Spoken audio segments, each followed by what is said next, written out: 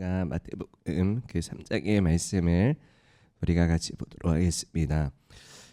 우리가 3장에서 이제 침례 요한이 이제 예수님의 그 오실 길을 준비하는 그러한 장면이 있습니다. 그 예수님의 길을 어떻게 준비하고 있습니까? 그 회개하라, 이제 천국이 가까이 왔느니라 라고 이제 선포를 합니다.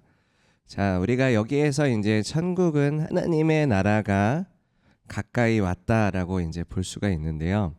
그러니까는 죽고 나서 우리가 이제 가게 될 천국이 아니라 하나님의 나라를 말씀하고 있습니다. 그래서 하나님의 나라가 가까이 왔다, 회개해라.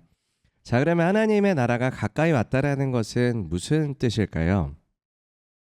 자, 우리가 하나님의 나라라고 했을 때 우리가 이것을 어떻게 우리가 단어를 바꿔볼 수 있습니까? 그 나라라는 것은 이제 그 하나님의 나라면 누가 왕이시죠? 예수님이 왕이시기 때문에 하나님의 통치가 임박했구나. 왜요? 왕이 오실 것이기 때문에, 그죠? 왕이 오실 것이기 때문에 하나님의 나라가 가까이 왔다라고 이제 볼 수가 있습니다. 그러면 우리가 이 하나님의 나라가 가까이 왔다라는 것은 이제 그 하나님의 나라를 하나님의 나라라는 단어가 그 성경에서 이제 그 100몇십 번이 등장을 하는데 그 중에 한 100번 정도는 이제 예수님이 말씀하셨다라고 합니다. 그래서 예수님께서 하나님의 나라를 선포하러 왔다라고도 말씀하시고 하나님의 나라가 너에게 임하였느니라고도 말씀을 하십니다. 그러니까는 그 왕의 통치가 이제 그 하나님의 나라를 선포한다라고 했을 때 그것은 메시지가 전달이 되는 것이죠. 그죠? 선포가 되었다라는 것은. 그러면 이제 왕이 통치하시는구나.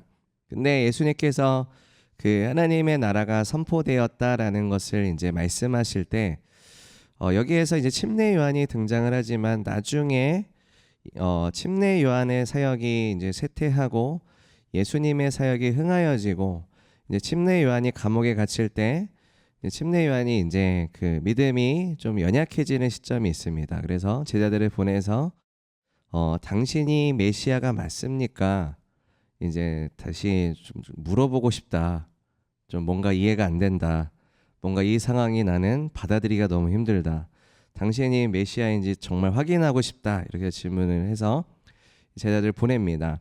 그때 이제 침례 요한의 제자들이 예수님께 나아갔을 때 그때 예수님께서 사역을 행하시고 계셨습니다. 복음을 전하시고 병든 자를 고치시고 귀신 들린 자를 축사하시고 그리고 이제 그 예수님을 영접한 그리고 예수님을 만났던 이제 영혼들이 예수님을 따라가게 되는 역사들을 보면서 침례 요한의 제자들이 그 광경을 목도해요. 근데 예수님께서 그 침례 요한의 제자들에게 이제 얘기를 합니다. 너희가 보고 들은 것을 침례 요한에게 알려라. 소경이 보고 앉은 뱅이가 일어서며 죽은 자가 살아나며 마음이 가난한 자에게 복음이 전해진다라고 해라.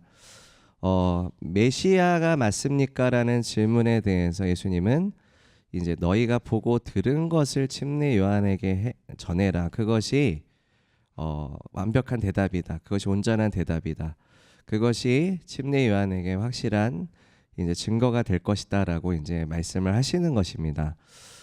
우리가 하나님의 나라가 전파된다, 하나님의 나라가 선포된다라고 했을 때 두 가지죠. 하나님의 말씀을 듣는 것, 그리고 하나님의 복음의 역사가 이제 들리고, 그리고 그것에 대해 직접 목도하는 것, 그것이 하나님의 나라가 선포된다라고 이제 말씀하고 있습니다. 우리가 이제 그 믿음으로 하나님을 본다라는 단어를 써요. 그죠? 믿음의 주요 우리를 온전케 하시는 그리스도를 바라보아라. 어떻게 주님을 볼까요? 상상하면서 볼까요? 아니면은 어떻게 볼까요? 이게 하나님의 나라와 하나님의 나라가 선포된다와 연관이 있습니다. 그죠? 우리가 믿음의 눈으로 주님을 바라본다라는 것은 이제 우리가 믿음과 관련된 하나님의 말씀을 한번 꺼집어낼 필요가 있습니다. 믿음은 들음에서 나고 들음은 그리스도의 말씀으로 인함이라. 우리가 하나님의 말씀을 듣는다는 건 영적으로 듣는다는 것을 의미합니다. 그죠? 그러니까 하나님의 말씀의 계시를 얘기합니다. 하나님의 입으로부터 나오는 말씀으로 살아가라는 말씀도 이제 믿음이죠. 그래서 하나님의 입으로 나오는 말씀을 듣고 살아간다라는 거, 거기에 순종한다라는 것입니다. 그러니까는 믿음을, 그러니까는 그 계시를 듣고 내가 그것을 행한다. 이것이 믿음인 것인데, 결국에 그 예수님을 바라본다라는 것은 내가 예수님을 상상하면서, 나만의 예수님을 상상하면서 바라보는 게 믿음이 아니라 하나님의 말씀의 계시에 근거하여서 그 말씀으로 주님을 바라보는 것을 의미합니다. 복음서가, 사복음서가 있습니다. 예수님에 대한 행적, 예수님의 말씀, 그리고 예수님의 죽으심과 부활하심에 대해서 복음서 4개가 증거를 하고 있습니다. 이 말씀에 담겨진 계시를 근거로 해서 우리가 주님을 바라보는 것이죠. 이게 바로 우리가 믿음의 눈으로 주님을 바라본다라는 것을 의미를 합니다.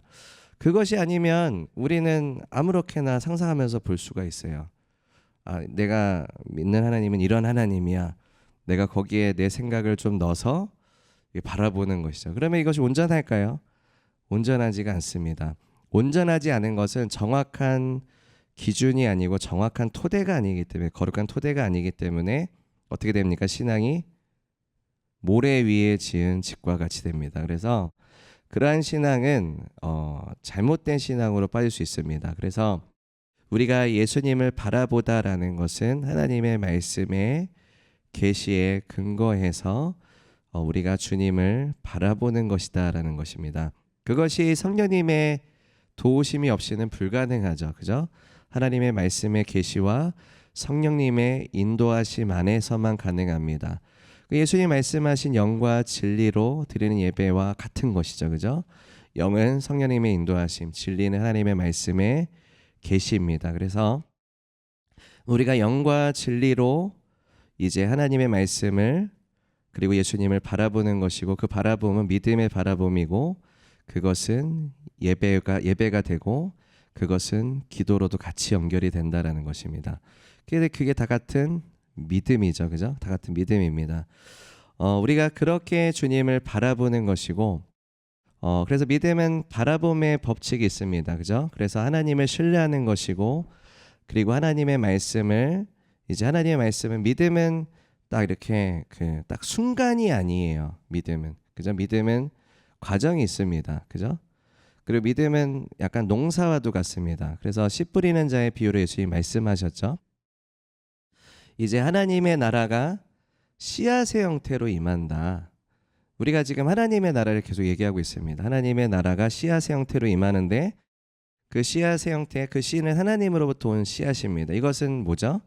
말씀입니다. 계시입니다. 그죠? 이 계시고 또 비전이기도 하고 주님께서 우리에게 주신 사명이기도 합니다.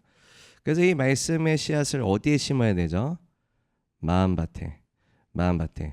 하나님께서 에레미야 선지자에게 하나님의 말씀을 너희의 마음에 새길 것이다. 그죠? 새길 것이다. 그래서 하나님의 나라가 임하시기 위해서는, 하나님의 나라가 어디에 있습니까? 우리의 마음에 있습니다. 그죠? 치열한 영적 전쟁이 어디에 있습니까? 우리의 마음에 있습니다. 그죠? 자, 하나님의 나라가 가까이 임했다. 만약에 여러분이 예수님을 영접하게 됐을 때, 자, 하나님의 나라가 가까이 도래했다라는 것이 이제 국가적인 영역에서도 이것이 적용이 될 수 있지만, 여러분의 개인적인 신학의 영역에서 적용이 될 수가 있어요.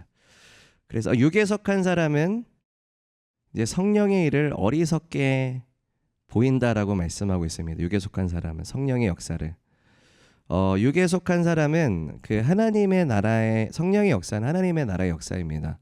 그것에 대해서 보지도 못할 뿐더러 어리석게 보인다. 거듭나지 아니하면 하나님의 나라를 볼 수도 없고, 그리고 하나님의 나라를 들어갈 수도 없다라고 예수님이 니고데모에게 말씀을 하셨습니다. 그래서 우리가 하나님의 나라가 임하신다라는 것은 말씀의 씨앗이, 복음의 씨앗이 마음밭에 심겨지고, 우리가 거듭나게 되면 성령님께서 우리 안에 내주하시기 시작합니다. 그죠? 그러면 그때부터는 죄를 안 짓는 삶이 됩니까? 그렇지도 않아요. 그죠? 치열한 이제 전쟁이 시작이 됩니다. 신앙을 시작하게 되면 나의 옛 그 육에 속했던 삶에 이제 계속해서 이제 하나님의 통치가 임하시는 영적인 싸움이 벌어져요. 하나님의 나라가 임하셨다라는 것이 우리 안에도 있는 거죠. 그죠? 하나님의 나라가 임하셨다. 하나님의 나라가 임하시니까 내가 이제 육에 속한 것은 세상에 속했던 나의 영역이죠. 그걸 견고한 진이라고 얘기하기도 하고 우리 안에 있는 쓴뿌리로도 얘기할 수 있고 모든 여러 가지 부분들입니다. 하나님의 나라가 임하셔서 이제 그것과 함께 충돌하기 시작합니다. 그래서 이제 항상 우리가 기독교인으로서 이러한 영적인 전쟁을 경험을 합니다. 우리가 완전히 하나님 앞에 완전히 성화된 삶이 아니기 때문에 성화의 과정을 밟아가야 되는 삶이기 때문에 그렇습니다. 이걸 통해서 우리는 무엇을 계속 하나님의 나라가 내 삶에 증가되면서 내가 영적으로 성장하게 되고 그리고 예수님의 제자로서 내가 세워지게 되고 그 다음에 주님의 사명을 계속 이루어 나가는 그리스도의 제자로서 우리가 이렇게 제자화가 됩니다. 이게 하나님의 나라예요. 그죠? 이게 하나님의 나라입니다. 그러면 내가 그러한 제자가 되면 또 이제 복음을 전하게 되겠고 또 제자를 세우는 일들이 있게 되겠죠. 이게 하나님의 나라가 증가되는 법칙입니다. 그죠? 이게 어디를 중심으로 이루어집니까?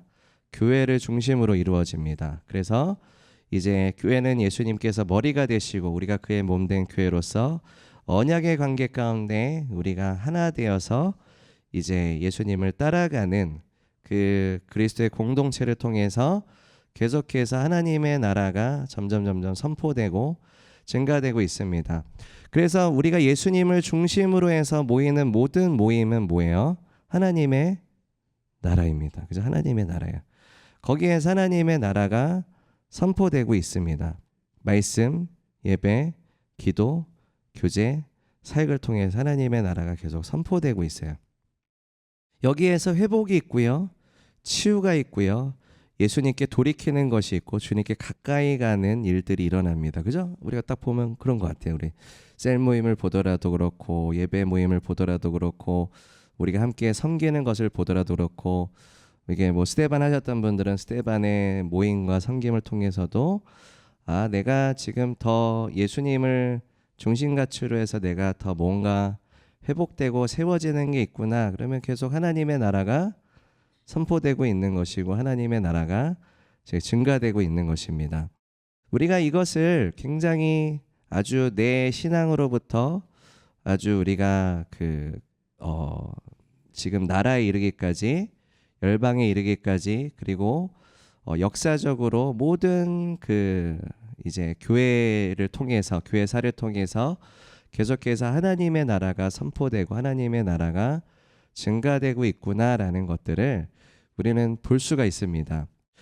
우리나라도 그렇죠. 우리나라도 그 하나님의 나라가 임하셨던 시간이 있죠. 그죠? 하나님의 나라가 가까이 왔느니라라고 볼 수 있는 시점이 있고 우리 신앙도 그렇고 그죠? 영적으로 척박한 땅이었는데 선교사들의 복음을 통해서 이제 복음이 신겨지기 시작합니다. 근데 신겨진 게 막 급속도로 막 신겨집니까? 그렇지 않아요. 도대체 이게 신겨지는 건가 많은 건가 이러한 과정들도 있고 더디는 것도 있고 결과도 잘 보이지 않지만 계속 심었을 때 누군가에게 그 말씀이 복음이 심겨져서 이제 예수님을 영접하게 되고 그가 제자가 되고 그러면서 이게 이제 하나님의 나라가 계속 이렇게 임하시는 역사들을 이제 봅니다. 그 토마스 선교사가 이제 복음을 전하기 전에도 순교를 당하지 않았습니까? 해변에서. 그래서 그가 전했던 그 성경책을 통해서 이제 그 성경책을 이제 이게 뭐야 하면서 이제 그 벽지에 이렇게 붙였습니다. 그 벽지에 붙였는데 나중에 그 집이 교회가 됐어요. 그게 이제 장대현 교회의 시초가 되는 그런 이제 곳이 되었습니다. 성경을 벽지에 붙였는데 벽지로 썼는데 그 교회가 된 거예요. 놀라운 역사입니다. 그죠? 하나님께서 일하시는 그리고 그가 순교했을 때 분명히 저는 이렇게 믿습니다. 토마 선교사는 분명히 용서했을 겁니다. 그가 죽임을 당했을 때 용서하고 복음이 전해지기를 그 죽음의 순간 가운데도 기도했을 거라고 생각이 듭니다. 그 용서의 능력, 주일 설교 때 이제 목사님도 용서에 대해서 말씀하셨지만 또 이렇게 그 기도하실 때 이렇게 레미제라블 음악극도 기도해 주셨지만 그 용서와 그 구속의 역사는 굉장히 강력하게 연결이 되어집니다. 내가 누군가를 용서할 때 그 영혼이 회개하고 돌이키는 역사가 물론 이제 안 그런 경우도 있지만 그 역사가 굉장히 강력하게 일어난 역사들이 굉장히 많이 있습니다. 그래서 우리가 앞으로 하게 될 그 레미제라블 음악극도 그 용서와 구속이 이제 핵심 메시지입니다. 그래서 장발장도 원래 그 등장하는 거기에 이제 신부인데 거기에서 이제 그 물건을 훔쳤지만 용서하죠. 그리고 현병에 붙잡혀 왔는데 내가 준 거다라고 얘기합니다. 이미 용서가 들어가고 이미 그 장발장을 향한 그 사랑에 대해서 장발장의 양심이 엄청 찔려합니다. 그래서 고뇌하면서 주님 앞에 돌이키고 그도 이제 용서하는 사람이 돼서 이제 다른 영혼들이 이제 구속함을 받는 역사로 나아가는 것이 이제 레미제라블의 이제 핵심적인 메시지의 스토리입니다. 그래서 그 용서라는 것은 그 복음과 함께 강력하게 임하여서 예수님이 그렇게 우리를 용서해 주셨죠. 예수님의 용서가 우리를 구원하셨고 우리의 삶을 구속하여 우리의 영혼을 구속하셨기 때문에 그 용서의 복음의 구속의 역사는 계속해서 강력하게 흘러갑니다. 예수님으로부터 나오는 것이기 때문에 그렇습니다. 우리에게 근거한 것이 아니라 예수님으로부터 나오는 것이기 때문에 그래서 우리가 이제 이러한 것들을 이제 생각해 봤을 때 하나님의 나라는 보이지 않는 나라이지만 굉장히 강력한 그리고 무언가 아까도 이제 싸움을 말씀을 드렸지만은 선으로서 악을 이기는 것이 이제 특징입니다. 그죠? 선을 행함으로 악을 이기는 거. 용서를 행함으로 그 영혼이 악에서부터 회개하도록 이끄는 복음의 역사와 구속의 역사가 이제 하나님의 나라의 또 강력한 이제 부분이기도 합니다.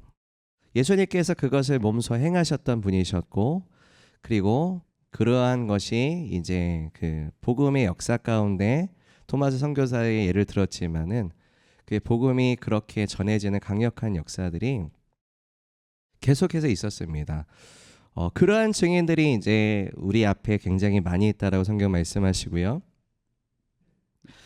그래서 우리가 다시 본문으로 오면요, 그 침례 요한이 천국이 가까이 왔느니라라고 하였으니 결국 예수님이 이제 오실 것인데 하나님의 나라가 임하실 것이고 가까이 왔을 것이기 때문에 이제 그 이사야 선지자가 예언하였던 침례 요한을 두고 예언을 한 거죠. 그죠? 600년 전의 사람입니다. 광야에 외치는 자의 소리가 있어 너희는 주의 길을 준비하라. 그가 오실 길을 곧게 하라. 그것이 침례 요한에게 예언하신 거지만 그 침례 요한에 해당되는 것뿐만 아니라 우리에게도 해당이 됩니다. 그죠? 주님의 오실 길을 준비하여라. 우리가 이제 그 우물을 생각해 볼 수 있습니다. 우리가 가끔 기도할 때 우물을 우리가 세워야 됩니다. 그러면 우물의 용도는 이제 그 물을 담아두는 용도입니다. 물을 담아두는 용도. 그럼 물이 상징하는 건 무엇입니까? 생명입니다. 그죠? 성령님이시고 생명입니다. 예수님이 나를 믿는 자는 그 배에서 생수의 강이 흘러 넘칠 것이다. 하나님의 나라 일을 하는 것이 무엇입니까? 아버지께서 보내신 자를 믿는 것이 하나님의 나라 일을 하는 것이다. 자, 그러면 우물을 세우는 것은 무슨 일을 하는 겁니까? 아버지께서 보내신 자를 믿는 일을 하는 게 우물을 세우는 일입니다. 그죠? 우리가 무언가 이게 사역을 섬기고 하나님의 나라의 일을 한다라는 것이 다른 어떠한 것을 더하는 것이 아니라 아버지께서 보내신 아들을 믿는 것이 그것만입니다. 그 울타리 안에서 우리는 사역을 섬기는 것이고 주님의 사명을 이루어가는 것입니다. 내가 무언가를 더 하고 싶다. 내가 무언가를 더 이루고 싶다라는 것은 주님께서로부터 온 것이 아니면 그것은 완전히 올바른 것은 아닙니다. 그는 제자들은 아마 그 질문을 했었을 것 같아요. 주님, 우리가 무언가를 더 해야지 이런 것들이 이제 사역이 아닐까요? 아니다. 아버지께서 보내신 일을 믿는 것이다. 예수님께서 그 아버지께 받은 것만 말씀하시고 아버지께서 주신 것만 행하셨습니다. 그 외에 더 하실 수 있었거든요. 근데 안 하셨어요. 예수님은 딱 아버지께 받은 게 그거였어요. 그 이스라엘이었어요. 이스라엘. 그러니까는 하나님의 백성들에게 보내심을 받았다고 말씀하시잖아요. 나는 이방인에게 보내심을 받은 게 아니야. 나는 이스라엘의 잃어버린 양에게 보내심을 받았다. 그래서 예수님의 그 행적은 거기에만 있었어요. 예수님이 한국에 오셨나요 그때? 한국이 아니었죠 그때는. 그죠? 유럽에 가셨나요? 왜 안 가셔요? 가실 수 있는데. 순간 이동 가능하신데. 그죠? 무리로 이렇게 바다를 건너실 수 있는데 왜 거기에만 계셨을까요? 예수님 하나님 아버지께로부터 받은 것이 그것이었고, 그리고 아버지의 계획은 예수님의 제자를 통해서 땅끝까지 복음을 전하게 되는 것이 그 다음에 아버지께서 계획해 놓으신 거기 때문에 예수님도 거기에 동의하셔서 거기에만 계신 것 아니겠습니까? 그죠? 더 가질 수 있잖아요. 저는 예수님의 열정이라면 충분히 그러실 것 같거든요. 지금 제가 이 땅에 온 그 목적 다 이루겠습니다 해서 하실 수 있었는데 공생의 사역도 3년 반밖에 안 하셨어요. 30년 동안 몫으로 그냥 순종하며 살아가셨어요. 10대부터 사역할 수 있었잖아요. 그죠? 그지 않나요? 우리 다 30 넘어서 사역하나요? 아니잖아요. 예수님 따라. 아니잖아요. 그죠? 우리도 어렸을 때부터 하나님을 섬기고 예배자로서 주님을 섬깁니다. 근데 예수님의 본격적인 공생의 사역은 30세부터 3년 반 동안 아버지께로부터 주어진 것에 온전하게 순종하셨습니다. 근데 그것이 굉장히 강력하고 효과적이었습니다. 예수님께서 아버지로부터 보내심을 받으셨듯이 우리가 아버지께로 보내신 분 예수님을 믿는다라는 건 그분의 말씀, 그분으로부터 오는 사명, 그분이 어떠한 계획을 갖고 어떠한 뜻을 가지고 계신지 우리가 그것을 받아서 그대로 행하는 것이 우리가 주님의 사명을 이루는 데 있어서 가장 이제 올바른 것이고 가장 건강한 것이다라는 것을 볼 수 있습니다. 그래서 우리가 주님의 사명을 이루기 위해서는 예수님을 온전하게 볼 수 있어야 됩니다. 그러니까 바라봄의 법칙은 예수님이 어떻게 행하셨나요? 예수님이 무엇을 말씀하셨나? 예수님의 복음서에 담겨진 서신서에서 증거하고 있는 예수님에 대해서 우리는 그분을 연구하고 그분을 바라보고 그분으로부터 받은 사명을 가지고 나아가야 됩니다. 그것만 유효합니다. 그거 외에는 사명이 아니에요. 그건 내가 하는 거지. 그래서 이제 예수님께서 그 승천하시기 전에 이제 성령을 받으라라고 말씀을 하셨습니다. 그죠? 성령을 받으라라고 말씀하셨을 때 예수님이 너희가 성령을 받아야 되는 것이 너에게 더 좋은 것이다. 내가 너랑 함께 있는 것보다. 그죠? 그게 아버지께서 이제 계획하신 설정이겠죠. 그래서 예수님도 그대로 따라가는 것이겠죠. 그래서 이제 너희의 거처를 난 예배할 것이고 나는 승천할 것이고 너희는 성령을 받을 것인데 그러면 너희가 땅끝까지 나의 증인이 될 것이고 너희는 나보다 더 많은 일들을 하게 될 것이다. 그죠? 예수님이 그것을 이렇게 주셨어요. 그죠? 예수님이라면 우리보다 더 많은 일들을 감당하고자 하셨을 것 같은데 그게 아니라 너희가 더 많은 일들을 감당하게 될 거야. 성령님이 너에게 임하실 것이기 때문에. 그래서 이제 예수님의 제자들이 그 말씀을 듣고 이제 기다렸습니다. 성령님을 매일매일 예배하고 성령님을 맞이하며 마갈 다락방에서 몇 명이 모였죠? 120명이 모였습니다. 예수님이 승천하시기 전에 몇 명이었죠? 제자가? 500명이었어요. 500명. 12명, 70명, 이제 500명 이렇게 있었는데 마갈 다락방에 몇 명 있었어요? 120명. 380명은 어디 갔어요? 380명. 그죠? 380명은 어디 갔을까요? 네. 자, 의문입니다. 그죠? 380명 뭐 했는지. 그 중요한 시간에. 그죠?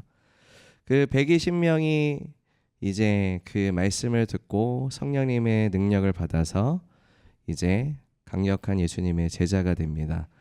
자, 믿음이라는 건 하나님의 말씀을 듣는 것이다. 순종이 얼마나 중요한지를 알 수가 있습니다. 순종이 얼마나 중요한지를. 380명은 그러면 세상으로 나갔는가? 아닐 수도 있어요. 아니 저는 제 나름대로 제가 생각한 비전을 가지고 가겠습니다. 제 나름대로 생각한 사역을 계속 행하겠습니다. 이렇게 했을 수도 있습니다. 근데 그 사람들은 성령의 충만함을 받지를 못했어요. 결국에 예수님께서 말씀하신 그리고 예수님께서 명령하신 것에 집중한 제자들이 이제 예수님의 사명을 온전하게 이루게 되게 됩니다. 그러니까 그 사명에 있어서 제일 중요한 것은 예수님이 말씀하신 것, 예수님을 바라보시고 예수님이 약속하신 것을 거기에 집중하는 것이 굉장히 중요합니다. 때가 있고 시기가 있고 과정이 있는데 그것을 놓치고 내 생각대로 가게 돼버리면 이제 어긋나게 된다라는 것을 놓치게 된다라는 것입니다. 그렇기 때문에 믿음으로 예수님을 바라본다라는 것은 결국에 하나님께서 예수님이 누구이신지에 대한 그 말씀에 주어진 계시 안에서 예수님을 바라보는 것이 되게 중요하다. 그게 예수님께서 하나님의 말씀을 하나님께서 우리에게 성령님께서 우리에게 하나님의 말씀을 주신 목적입니다. 그죠? 고린도서 3장 18절에서 그것을 계속 증거하고 있습니다. 예수님을 어떻게 우리가 볼 수 있습니까? 주의 영광을 우리가 주께 돌이키게 되면 하나님의 말씀을 보았을 때 예수님이 보이게 될 것이다. 그걸로 예수님을 보는 거죠. 다른 걸로 보는 겁니까? 절대 아닙니다. 그죠? 그러면 마음이 완고하고 세상형으로 충만하면 예수님을 볼 수 있습니까? 상상하면 보입니까? 그렇지 않아요. 먼저 어떻게 해야 돼요? 주께로 돌이켜야 됩니다. 회개하라. 그죠? 천국이 가까웠느니라. 너희가 회개하고 이제 예수님을 영접하라. 그리하면 너희가 구원을 얻을 것이다. 라고 분명히 말씀하십니다. 우리가 그래서 그 예수님에 대해서 이렇게 얘기하는 사람들은 많습니다. 근데 온전하게 예수님을 바라보고 그 메시지를 전하는 것이 아니라 자기 생각대로 말하는 사람들도 굉장히 많이 있죠. 그 차이입니다. 그죠? 여기서 본문에서 보시면 이제 그 침례 요한이 주님의 오실 길을 준비하는 사람이었다라고 얘기했을 때 나중에 예수님께서 그 요한에게 이제 요한에 대해서 말씀하시기를 그는 엘리야다라고 이제 말씀을 하십니다. 침례 요한이 엘리야와 같은 사명을 가지고 이 땅에 온 것이다. 그래서 엘리야와 침례 요한의 그 어떤 사명적인 부분을 보면 주님이 오실 길을 준비하는 사명을 가지고 있는 사람들이었습니다. 엘리야도 마찬가지였습니다. 주님이 오실 길을 준비하는 사명을 가지고 있었고 되게 재미있는 것은 둘 다 실족하는 게 좀 비슷해요. 사명이 같잖아요. 실족하는 테스트도 같이 와요. 그렇지 않나요? 그죠? 침례 요한도 실족하고 엘리야도 실족합니다. 포인트가 좀 비슷해요. 감옥에 갇혔고 이세벨의 협박 편지, 선지자들을 막 죽이는 그 시간, 처한 상황이 비슷해요. 시험도 비슷하게 들어요. 그죠? 그래서 자, 우리가 주님의 오실 길을 준비하는 사명을 가진 자입니까? 아멘이십니까? 테스트가 같이 올까요? 같이 옵니다. 같이 와요. 그래서 우리가 그 테스트를 염두에 둘 필요가 있습니다. 나로 말미암아 실족하지 않은 자들은 복이 있도다라고 말씀하세요.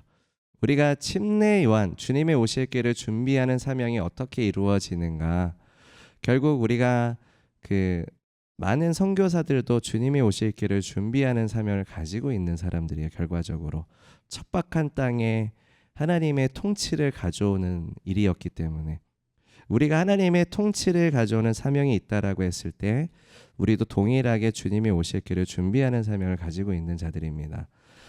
우리가 그러한 시간이 됐을 때 영적인 이제 복음을 통해서 영적으로 깨어나게 하는 우리가 어웨이크를 선포한다든지 영적인 각성을 선포하는 사역이 있다면 우리도 동일하게 주님이 오실 길을 준비하는 사명이 있습니다. 주님, 우리 한국교회 회개의 영을 부어주시옵소서. 주님께 돌이키는 역사가 있게 해주시옵소서라고 우리가 기도한다면 우리가 그러한 사명을 가지고 있는 사람이라면 우리는 주님이 오실 길을 준비하는 사명을 가지고 있습니다. 왜요? 침례 요한처럼 그죠?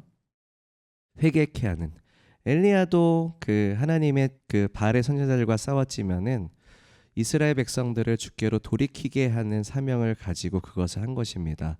그래서 그 엘리야가 무엇을 기도합니까? 그 하나님의 불이 임하시기 전에 했던 기도가 하나님께서 이제 하나님 되심과 하나님께서 그의 백성을 돌이키게 하시는 분이심을 알게 하여 주시옵소서라고 기도를 합니다. 그게 뭐죠? 회개 아닙니까? 회개? 돌이키는, 그죠? 돌이키게 하는 사명. 주께로 회개케 하고 돌이키게 하는 사명이 주님이 오실 길을 준비하는 사명입니다. 그것은 굉장히 강력한 사명입니다. 왜요? 세상의 속박과 세상의 영 가운데 있는 자들을 하나님께로 돌이키게 하는 것이기 때문에 나라의 전환이 있어요. 영적 싸움이죠, 그죠? 우리가 이제 중보기도라고 얘기하는 중보기도 자체가 주님이 오실 길을 준비하는 기도이기도 합니다. 그죠?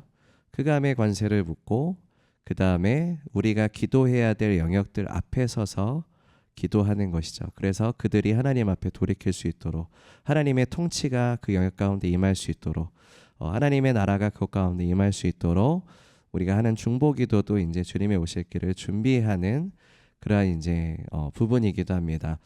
우리가 그런 부분들을 생각해 봤을 때 여러분 그 기도를 하게 되면 어떻게 해야 돼요? 우리도 잘 겸비되어 있어야 돼요. 이게 어떻게 공격이 올지 몰라요. 그죠? 만약에 여러분의 중보기도가 효과적으로 이루어졌다라고 했을 때 침례 요한과 엘리야와 같은 테스트가 올 수 있습니다. 시험이 올 수 있어요. 원수로부터. 그러면 이제 하나님도 동시에 테스트하시죠. 그래서 실족하게 할 만한 일들이 생길 수가 있어요. 그러면 그것을 이제 잘못된 시선으로 보게 되면 엘리야와 침례 요한과 같은 시선으로 보게 되는 거예요. 주님, 이건 아니지 않나요? 차라리 죽는 게 낫습니다. 그죠? 나로 말미암아 실족하지 않은 자는 복이 있도다. 그러니까는 그거를 내가 왜 주님의 부르심 가운데 이렇게 달려왔는데 왜 이런 일이 벌어집니까? 라는 부분이에요. 그게 뭐 선교사들이나 우리가 부르심을 나아가는 삶에서 이제 어려움을 당했을 때 힘든 일을 당했을 때 맞닥뜨릴 수 있는 테스트입니다. 보통은 예전에 이제 지금 우리가 스테바 인턴십을 하지만 레이즈파 인턴십이 있었습니다. 레이즈파 인턴십과 스테바 인턴십의 차이점은 이제 레이즈파 사역의 인턴십이고 스테바는 교회 사역의 인턴십입니다. 그러면 이제 그 인턴십을 할 때 보통은 대부분의 경우는 이제 예수님께서 제자로서 부르시는 그 부르심 가운데 본격적으로 내가 이제 나아가겠습니다라는 예수님의 부르심에 반응해서 오는 친구들이 많이 있습니다. 그러면 이제 그 부르심에 있어서 이제 내가 결단하겠습니다고 해서 예수님을 따라가겠습니다. 이런 결단으로 많이 인턴십을 시작을 합니다. 그럼 인턴십을 시작하다 보면 처음에는 되게 충만한 가운데 해요. 굉장히 비전 가운데 하는데 하다 보면 계속 이제 에너지가 떨어지는 거예요. 뭔가 약간 어려운 일도 좀 생기고 내가 기대했던 만큼은 아니네라는 느낌도 좀 있고 이게 뭔가 좀 눈에 보이는 그런 어떤 열매들도 좀 별로 없는 것 같고 약간 이러한 이걸 뭐라 그러지? 약간 그런 이제 약간 소강기 같은 것들을 지나오면서 갑자기 훅 테스트가 확 와요. 훅 뭔가 이렇게 막 그 어려운 일들이 이렇게 확 오기 시작해요. 그러면 그때 어떤 생각들을 가지게 되냐면 꼭 한 번 이상은 오는데 괜히 했나 인턴십? 약간 이런 생각을 들어오는 때가 와요. 그러면 이제 괜히 했나 보다 하면서 이제 그만둘까? 아니면 내가 이제 다른 내 삶의 방향으로 가볼까? 이런 생각을 하게 되는 때가 옵니다. 결국에 이러한 것은 뭐냐면 분명히 처음에는 예수님이 보내셔서 예수님이 부르셔서 내가 응답했다라고 시작을 했는데 그것으로 인해서 약간 내가 실족함을 느끼면서 다시 이제 마음이 흔들리는 그런 역사입니다. 그러한 테스트가 와요. 근데 중요한 것은 무엇이냐면 내가 주님이 오실 길을 준비하는 그 사명에 내가 예수님께 온전하게 주님을 신뢰하고 계속 거기에 순복되어 있지 않으면 그 테스트에서 내가 통과되지 못하는 상황이 올 수가 있습니다. 근데 중요한 것은 여러분 그 소강기가 왔을 때 내가 뒤로 물러서거나 거기에서 꺼져 있는 것이 아니라 다시 내가 예수님께로부터 다시 불을 받으셔야 돼요. 예수님께로부터 성령을 받으셔야 됩니다. 예수님이 불과 성령으로 너에게 침례를 베푸시리라라고 침례 요한이 말씀하셨습니다. 그 예수님께로부터 받는다라는 것은 이제 120명의 제자로서 예수님께서 이제 그 말씀하신 성령을 기다리라라는 메시지입니다. 오직 성령이 너에게 임하시면 너희가 권능을 받고 땅끝까지 나의 증인이 될 것이다. 내게 구하라 열방을 유업으로 주리니 내 소유가 땅끝까지 이르리로다. 이 말씀은 굉장히 엄청난 말씀입니다. 엄청난 말씀이고요. 이 말씀을 내가 가지고 가려면 신고 거두는 그 믿음의 과정의 역사에 있어서 굉장히 끈질기게 가셔야 돼요. 여러분, 내게 구하라 열방을 유업으로 주리니 내 소유가 땅끝까지 이르리로다. 이 말씀을 여러분의 마음밭에 심기고 이것이 열매 맺기 위해선 기간이 얼마나 될까요? 모르죠. 저도 모릅니다. 그죠? 그 큰 수확을 거두기 위해서는 큰 기간이 필요해요. 그죠?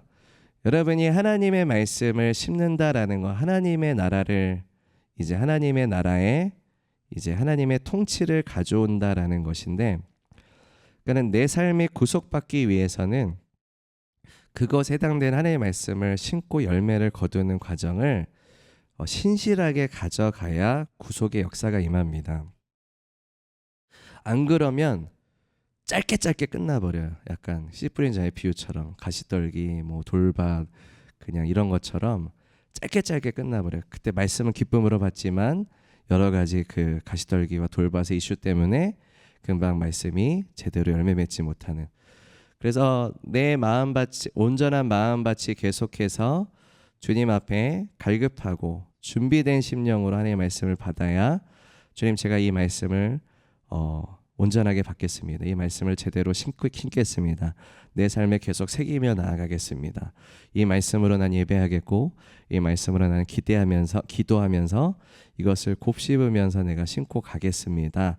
했을 때 내가 삶에서 부딪히는 모든 영역에 이 말씀을 적용함으로 인해서 계속해서 하나님의 나라가 통치가 임하시는 것들을 이제 경험하기 시작합니다. 이게 처음에는 더뎌 보일 수 있어요. 열매가 없을 때는. 그죠? 근데 이것을 계속 선을 행하되 너희가 포기하지 아니하고 낙심하지 아니하면 때가 이름에 거두게 될 것이다라는 법칙입니다. 그래서 씨앗은 되게 하나님께서 많이 주십니다.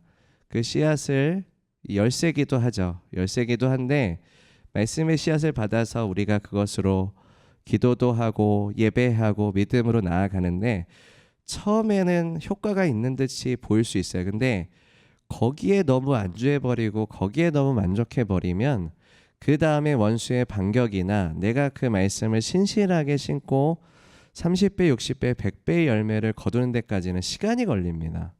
과정이 있습니다. 계속 가셔야 돼요. 그래서 하나님의 말씀과 성령의 능력으로 계속 가셔야 됩니다. 120문도처럼 매일매일 하나님이 부어주시는 성령과 클라이막스 때 강력하게 임하시는 그 성령의 하나님의 카이로스의 시간들 준비되어 계셔야 됩니다. 그래서 그 하나님의 카이로스를 준비하라. 그 카이로스 하나님이 전환해 주시고 강력하게 임하시는 역사입니다. 우리는 크고 작은 카이로스를 이제 하나님이 예비해 두셨습니다. 우리가 리트릿 때 여러분 카이로스를 경험하십니까? 하나님이 예비하신 역사들이 분명히 있어요. 근데 그것을 잘 맞이하는 때가 계시고요. 잘 맞이하지 못하는 때가 계세요. 하나님의 크고 작은 카이로스는 그렇게 멀지 않을 수도 있어요. 멀지 않을 수도 있고 멀 수도 있지만 멀지 않을 수도 있습니다. 근데 내가 맞이하는 자세에 따라서 굉장히 다릅니다. 리트릿 때는 되게 많이 맞이하세요. 왜요? 기대하고 계시니까. 분명히 하나님께서 강력하게 임하실 것이다라고 이미 마음에 준비를 하고 내가 기대한 만큼 못 받았어. 그러면 속상해. 다음날 저녁 집회에선 받으리라. 또 못 받아서 속상해. 셋째 날 아침 집회에선 받으리라. 대부분 성도님들이 셋째 날 아침이 되게 좋으셨다라고 했어요. 왜요?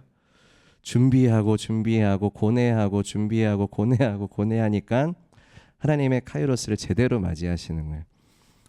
그런데 내가 그러한 것들을 준비하지 않고 그러한 고뇌와 씨름이 없으면 이제 내가 어느 정도 이제 선에서만 이제 겉으로만 은혜를 받고 깊이 하나님이 터치하시고 내 안에 변화의 역사가 일어나는 것은 뜸해지기 시작합니다. 그러면 그 다음부터는 뭐가 들어오기 시작하냐면 매너리즘과 종교적인 것들이 들어오기 시작합니다. 그러면 이제 거기로부터 이제 신앙이 생명이 없죠. 기쁨이 없어요. 기쁨이 없어요. 지치기 시작해요. 그래서 삶에 지친 것들을 가져와서 그냥 약간 겉만 좀 이렇게 좀 회복되고 다시 또 지친 삶으로 가시고, 겉만 회복되고 지친 삶으로 가시고, 이럴 때 이제 기쁨이 없어지죠. 그러니까는 결국에 내가 하나님을 깊이 만나고 내가 주님 안에서 그는 순복됨으로 예수님께 따라가는 제자도가 있지 않고서는 진정한 자유함과 기쁨을 가질 수가 없습니다.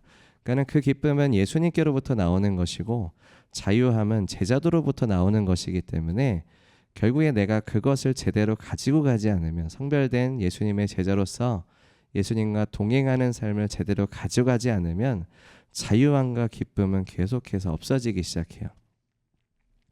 그러면 거기에서는 이제 내 안에 치열한 이제 싸움만 있죠. 근데 내 안에서는 좋은 것이 나오지 않기 때문에 점점 소진해져 갑니다. 소진해져 가고, 그죠? 그러면 결과적으로 육으로 예배하게 되고, 그냥 예배 가운데 그냥 내가 여기에 왔다라는 것에 만족함에 나의 의로만 채워지는 신앙으로 많이 발전하게 됩니다. 그러면 교만해져요, 사람이. 교만해져요. 굉장히 판단적이 돼버리고 이제 약간 남 탓을 많이 하기 시작해요. 내가 주님 안에서 주님을 만나게 되면 겸손해집니다. 예수님이 겸손하기 때문에. 그러면 이제 겸손해지면 이제 내 탓을 먼저 하게 되죠. 그러니까 그게 뭐 자책이라는 것이 아니라 예수님의 말씀처럼 내 들보를 먼저 보게 되고 내 들보를 먼저 빼는 작업을 먼저 하게 됩니다. 근데 이게 너무 육으로 충만하게 되면 남의 티끌을 계속 이제 보게 되는 거죠. 자기 초점이 되어 있기 때문에. 그래서 포커싱이 이제 잘못 어긋나게 됩니다. 어떻게 되냐면 회개해야 됩니다. 그러니까 믿음으로 하지 않았던 나의 모든 것들은 회개거리입니다. 내가 성령 충만하고 자유함과 기쁨 가운데 살아가지 못하는 건 다 회개거리예요. 그거를 남 탓이나 상황 탓이나 환경 탓이나 이런 탓으로 돌리시면 절대로 안 돼요. 내가 자유함과 기쁨 가운데 살아가지 못하는 것은 내가 무언가 하나님 안에서 회개하고 돌이켜야 될 것들이 분명히 있는 것입니다. 그죠? 항상 기뻐하라. 내 기쁨이 너희 안에서 충만하게 함이라. 하나님은 이걸 원하세요. 하나님, 왜 내 삶에 기쁨이 없습니까? 왜 나는 이렇게 살아가야만 합니까? 전 너무 힘듭니다. 물론 우리가 하나님 앞에 간구하고 토로할 수 있지만 내 생각의 기준이 이거는 내 문제가 아니고요. 이거는 상황 탓이고 하나님이 나를 이렇게 이끄셨기 때문에 그렇습니다. 이렇게 생각하게 돼버리면 그 신앙은요 계속 그래요. 내가 믿음이 없는 것은 내 탓입니다. 나를 믿는 자는 뭐라고요? 생수의 강이 흘러 넘칠 것이다. 주님 저 믿는데요. 그 믿음은 명목상의 믿음이야. 진짜 믿음이 아니야. 이런 거죠. 믿음으로 행하지 않는 것은 죄다라고 말씀하실 때 이게 정죄가 아니라 하나님은 나를 구속하시기 위해, 내가 성령 충만한 삶을 사시기 위해서 예수님은 나의 모든 것을 다 치루신 분이신데 그거를 믿지 않는 겁니다. 인정하지 않는 겁니다. 그래서 이제 삐뚤어진 생각을 가지게 된다. 삐뚤어질 테다 이런 거 있잖아요. 그런 유혹을 받으신 적 있으신가요? 네, 다 있습니다, 우리가. 그래서 그럴 때 우리가 이제 회개하셔야 돼요. 회개하지 않으면 증가됩니다. 하나님의 나라가 증가되는 게 아니라 삐짐의 영이, 섭섭함의 영, 삐짐의 영이 진짜 강력한데 섭섭함과 삐짐의 영이 이제 증가됩니다. 그럼 섭섭함과 삐짐의 영은 이제 불평 불만의 영을 데리고 오고요. 판단의 영을 데리고 옵니다. 악한 영들은 다른 친구 영을 잘 데리고 와요. 그러면 이제 거기 한번 노출되기 시작하면 내 약점인 내가 이렇게 잘 문을 닫지 못하는 그 악한 영들은 자꾸 들어와요. 자꾸 들어와서 동시다발적으로 내가 이제 더 상태가 안 좋아지기 시작합니다. 어떻게 해야 돼요? 회개해야 돼요. 회개하고 다시 예수님께서 나를 구속하시는 길로 나아가야 됩니다. 예수님을 따라가셔야 돼요. 자유함 가운데 거하시려면, 삶의 기쁨 가운데 거하시려면 예수님의 제자로서 다시 가셔야 된다라는 것입니다. 그래서 이제 우리가 그 침례 요한이 회개의 침례를 베풉니다. 그러면서 이제 바리새인들과 사두개인들을 이제 꾸짖고 이제 회개의 침례를 받기 위해서 온 그런 이제 사람들에게 이제 회개할 것이 무엇인지에 대해서 가르쳐주고 회개의 침례를 베푸는 장면이 이제 나옵니다. 예수님께서 등장하시기 바로 직전이죠. 침례요한이 예언적으로 선포합니다. 성령으로 충만해서 나는 물로 침례를 베풀거니와 내 뒤에 오시는 분은 이제 성령과 불로 너희에게 침례를 베푸실 것이다. 이게 실제적으로 일어납니까? 일어나요. 그죠? 일어납니다. 그리고 예수님의 사명을 보면 뭐라고 되어 있죠? 하늘과 땅의 모든 권세를 내게 주셨으니 너희는 가서 모든 족속 제자를 삼아 아버지와 아들과 성령의 이름으로 침례를 베풀고, 그죠? 그 침례를 베푸는 것이 이제 성경에서 말씀하시는 이제 명령이었습니다. 침례를 베풀라. 그래서 우리가 침례식을 하는 거죠. 그리고 성령 침례에 대해서도 말씀을 하세요. 자, 물 침례가 있지만 성령 침례도 있는 거예요. 그래서 물 침례도 행하고 성령 침례도 행하다. 아버지와 아들과 성령의 이름으로 침례를 베풀고, 이게 그 뜻입니다. 그래서 우리가 물 침례도 하고 성령 침례도 이제 받으셔야 되는 거예요. 성령 침례를 받지 않으면 우리는 이제 주님의 증인이 될 수가 없습니다. 성령의 침례를 받아야 땅끝까지 증인이 될 것이다라고 말씀하셨기 때문에 성령님께서 우리에게 침례를 베푸시는 역사들에 대해서 이제 침례 요한이 이것을 예언적으로 선포하고 있습니다. 성경은 계속해서 되게 명확하게 말씀하고 예언하고 증언하고 있습니다. 그래서 이제 예수님께서 오실 때 이제 하나님의 공의와 정의를 행하실 것이다.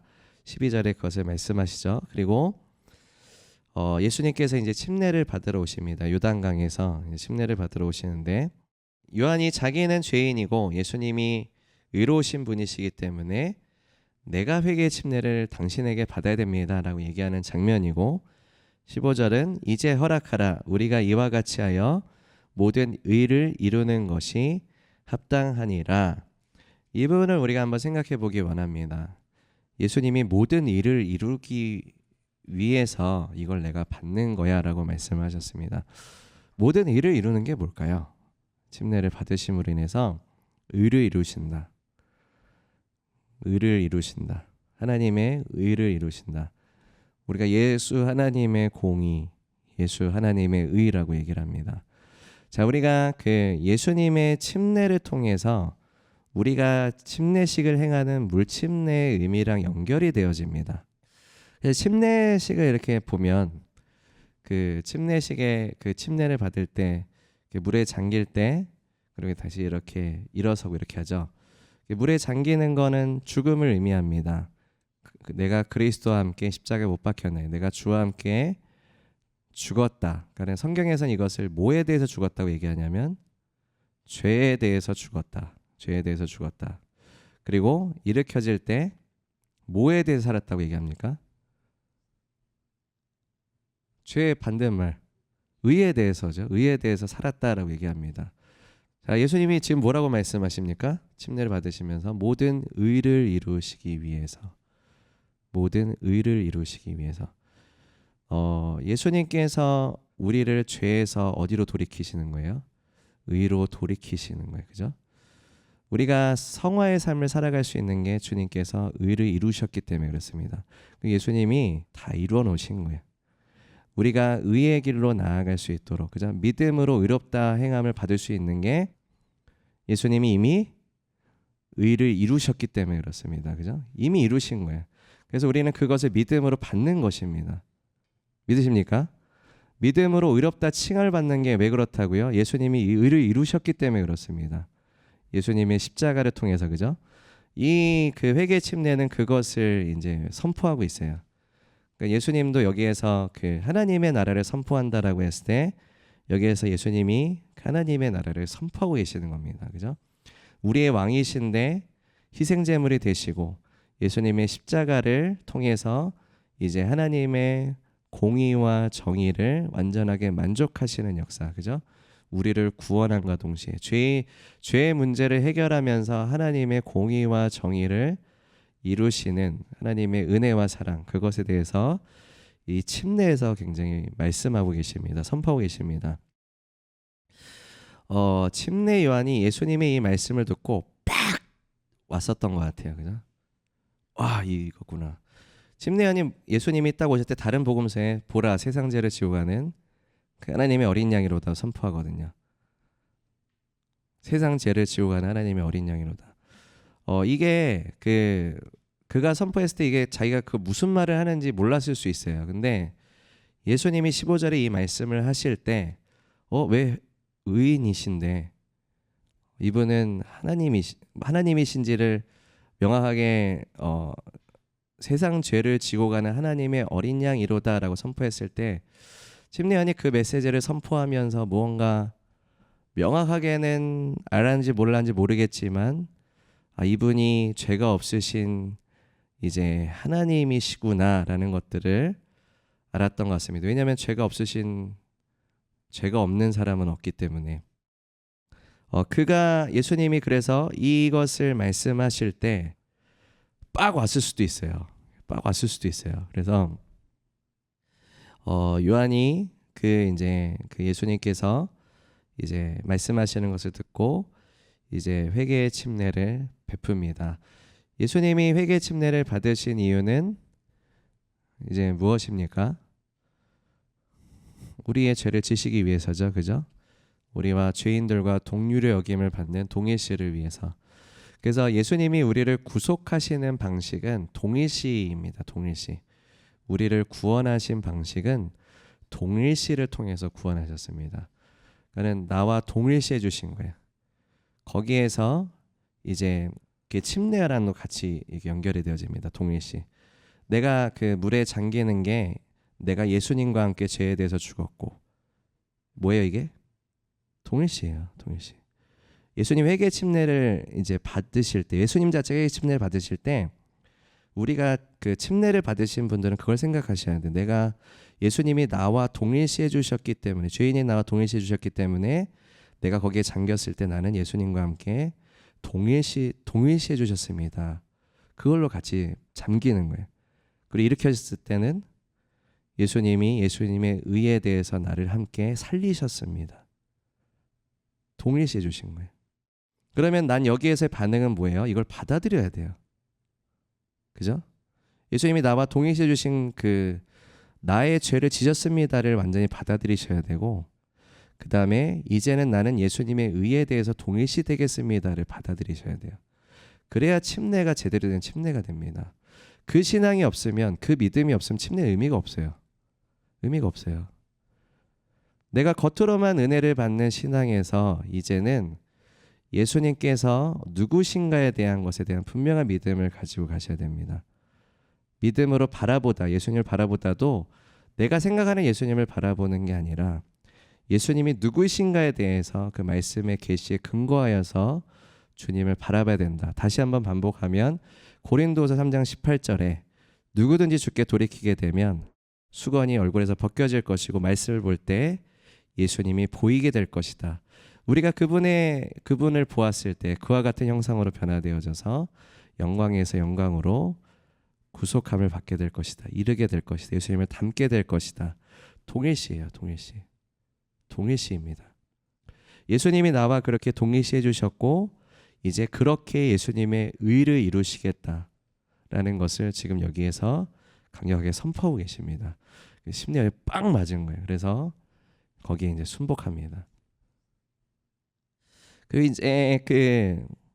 예수님께서 이제 침례를 받으시고 이제 물에서 올라오실 때 이제 하늘이 열리고 이제 하나님의 성령이 비둘기 같이 내려 이게 자기 위에 임하심을 보고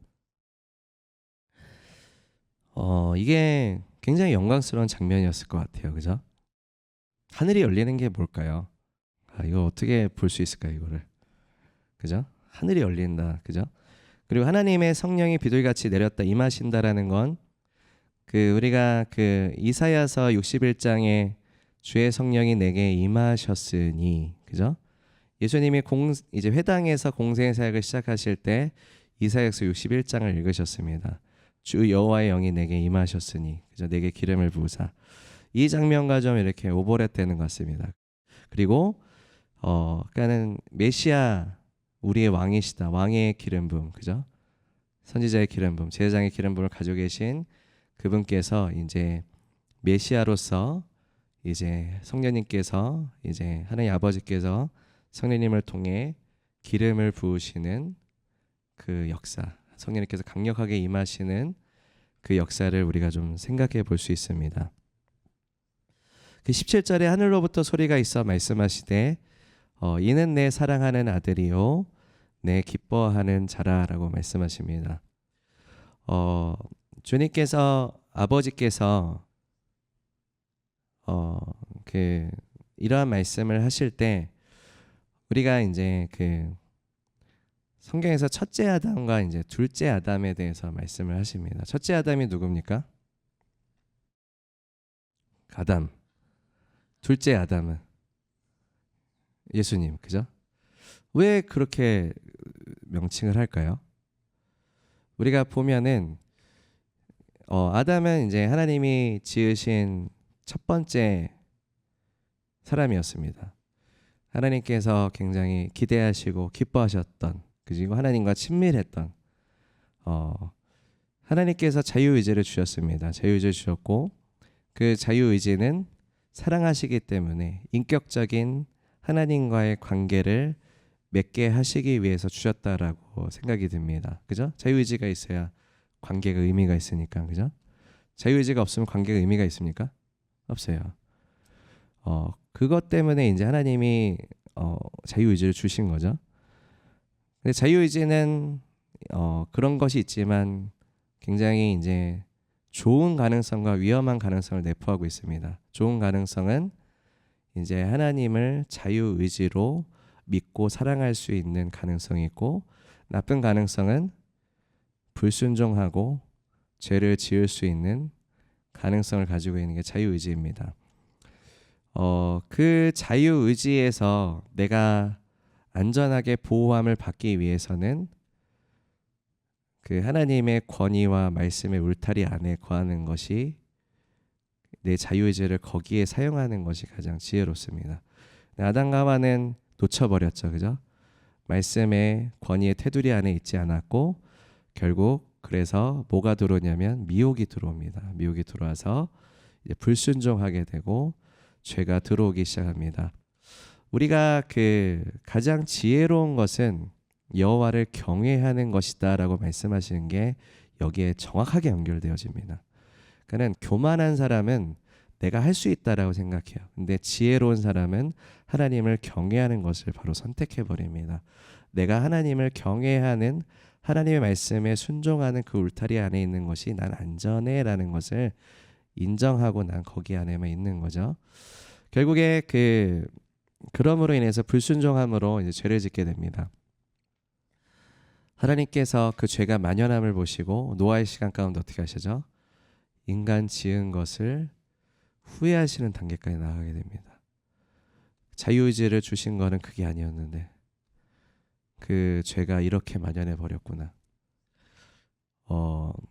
계속해서 죄는 만연하고 하나님은 하나님의 백성들과 관계를 함께 하시기 위해서 성막을 만드시고 거기에서 계속해서 회개하게 하시고 하나님과 백성들과 만나는 것을 항상 원하셨습니다. 이 백성이 광야에서 나를 예배할 것이다, 그죠?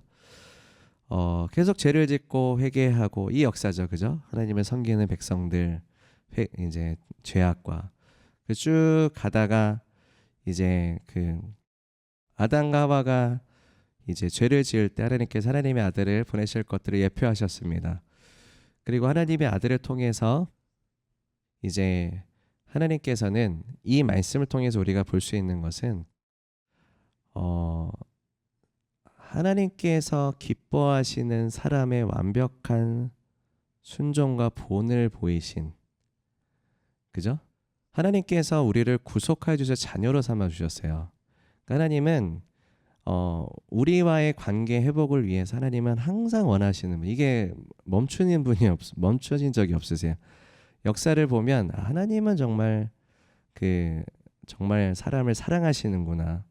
그 사람과의 관계 회복을 정말 원하시는 분이구나라는 것을 부인할 수가 없어요.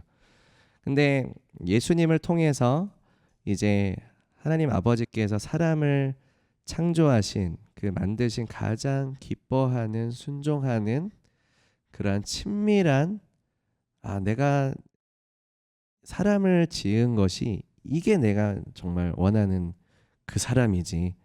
이게 내가 기뻐하는 관계지. 내가 이렇게 친밀한 관계를 원하지. 이게 바로 딱 예수님이신 거예요.